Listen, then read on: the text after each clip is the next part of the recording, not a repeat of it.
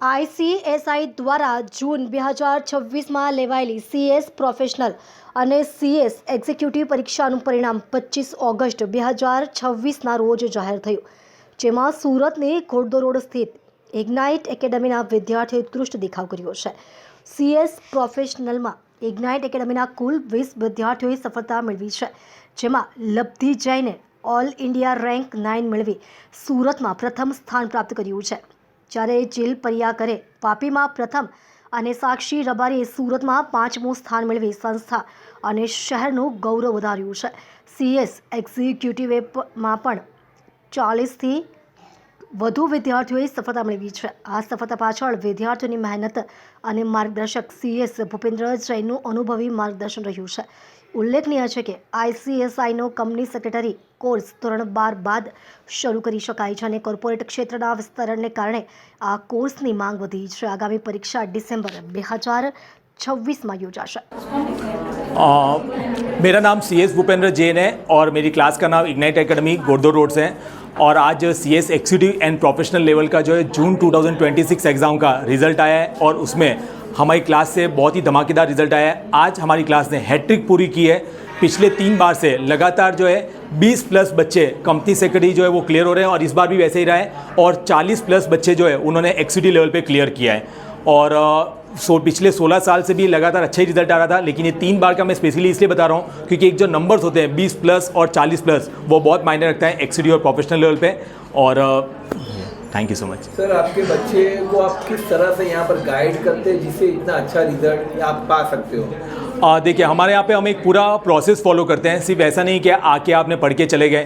यहाँ पे आपको पहले समझाया भी जाता है, फिर उसके बाद उसकी टेस्ट होती है. पहले चैप्टर वाइज टेस्ट होती है, फिर पार्ट वाइज टेस्ट होती है और फुल कंप्लीट मॉक टेस्ट रहती है. और उसके अलावा हमारा जो है सिलेबस भी जो है वो आपकी एग्जाम के 50 to 60 डेज़ पहले जो हमारा सिलेबस जो है वो पूरा कंप्लीट हो जाता है, ताकि आपको इनफ टाइम मिले सेल्फ स्टडी के लिए भी. तो जब आप एक प्रोसेस फॉलो करते हैं तब जाके आपको ये रिजल्ट मिलता है. सर, CS का इम्पोर्टेंट आज सूरत में या गुजरात में कैसा है?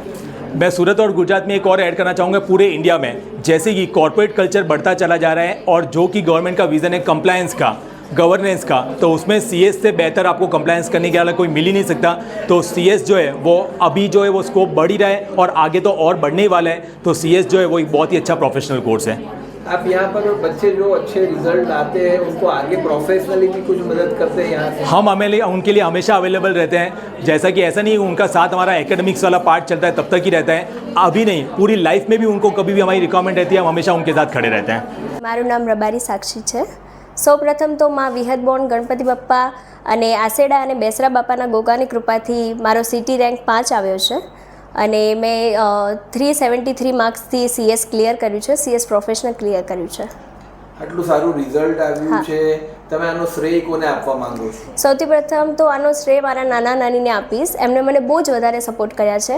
પછી મારા પેરેન્ટ્સને, પછી સર અને મેડમને હું આપીશ, જે અમારા સર અને મેડમ છે, ધ્વની મેમ, અને મારા ફ્રેન્ડ્સ અને મારા જે ગાઈડન્સ હતા, મેન્ટર હતા, એમણે પણ મને ખૂબ વધારે સપોર્ટ કર્યો છે. આટલું સારું રિઝલ્ટ આવ્યું છે, તમે એક્સપેક્ટ કરેલું હતું? નહીં, આ મેં એક્સપેક્ટ તો નહોતું કરેલું. મને એમ હતું કે એકમાં કદાચ રહી જશે, બટ આટલું સારું તો મેં એક્સપેક્ટ નહોતું કર્યું હતું, પછી નીકળી ગયું. હવે જ્યારે આટલું સારું રિઝલ્ટ આવ્યું છે, આપ આગળ શું બનવા માંગો છો, શું કરવા માંગો છો? અત્યારે તો ઇન્ટર્નશિપ ચાલુ છે અને હવે આગળ હું કોર્પોરેટમાં જવા માંગુ છું અને એમાં જ કરિયર બનાવવા ઈચ્છું છું. અને ઇન્ડિયામાં રહીને કરશો કે એબ્રોડ જઈને કરશો? નહીં, ઇન્ડિયામાં જ અત્યારે તો વિચાર છે. ઇન્ડિયાના બહાર તો અત્યારે કશો એવો વિચાર નથી. શા માટે? અત્યારે ઇન્ડિયા બહાર વિચાર, અત્યારે તો ઇન્ડિયામાં જ એક્સપ્લોર કરવું છે. પછી જો આગળ જતાં ઓપોર્ચ્યુનિટી મળશે તો પછી ત્યાં પણ જવાનો વિચાર કરી લઈશું, પણ અત્યારે તો ફિલહાલ એવો કોઈ વિચાર નથી. ઇગ્નાઇટ ઘોડદોડ રોડ આપણે CS કરવું છે એવું તમને કેવી રીતે તમને ખ્યાલ આવ્યો, કેવી રીતે તમે અહીંયા આવ્યા તે વિશે પણ આપ કહો.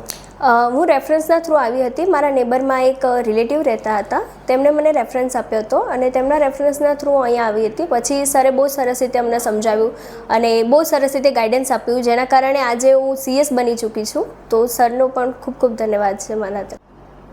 હેલો, મારું નામ ઝીલ પરિયાકર છે.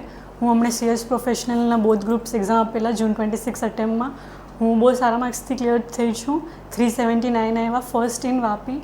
હું બહુ જ પ્રાઉડ છું ને મેં થેન્ક યુ કહેવા માગું છું ભૂપેન્દ્ર સરને, ધ્વની મેમને, જે એટલું એ લોકોએ સપોર્ટ કર્યું અને જ્યારે બી મને જરૂરત હતી કે મેં નહીં સમજ પડતું હતું કંઈ તો મેં એ લોકોને કોન્ટેક્ટ કર્યું, એ લોકોએ બહુ સારી રીતે જવાબ આપે છે ને બહુ જ સારું એ લોકોએ સ્ટડી કરાવે છે.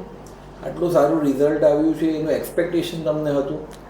નહીં, સ્ટાર્ટિંગમાં તો મને બહુ બીક લાગતી હતી કે કેમ થશે, આવશે કે નહીં, ક્લિયર થશે કે નહીં, but hard work always pays off, એ ક્યારે વેસ્ટ નહીં થાય. આખા વર્ષ દરમિયાન આપ કેટલો સમય ભણતા હતા, ટ્યુશનને કેટલો સમય આપતા હતા, ઘરે કેટલો સમય ભણતા હતા, એ વિશે પણ આપ કહો. ટ્યુશન તો મારું 3-4 કલાક રહેતું હતું ને ઘરે જઈને પણ હું ભણતી હતી, બટ જે લાસ્ટના 3 મહિના હોય તેમાં બધા ડિસ્ટ્રેક્શન ઓફ કરીને હું બહુ જ મહેનતથી ભણતી હતી ને કથે બી ફરવા જવાનું હોય કે ફેમિલી ફંક્શન હોય, હું બધા સેક્રિફાઈસ કરેલા, તો જ આજે આવું રિઝલ્ટ આવ્યું છે. શું બનવા માંગુ છો આગળ, શું કરવા માંગુ છો? આગળ તો હું હમણાં CS ફોર્મમાં ઇન્ટર્નશિપ કરવા માગું છું અને પોતાની ફોર્મ ખોલવા માગું છું.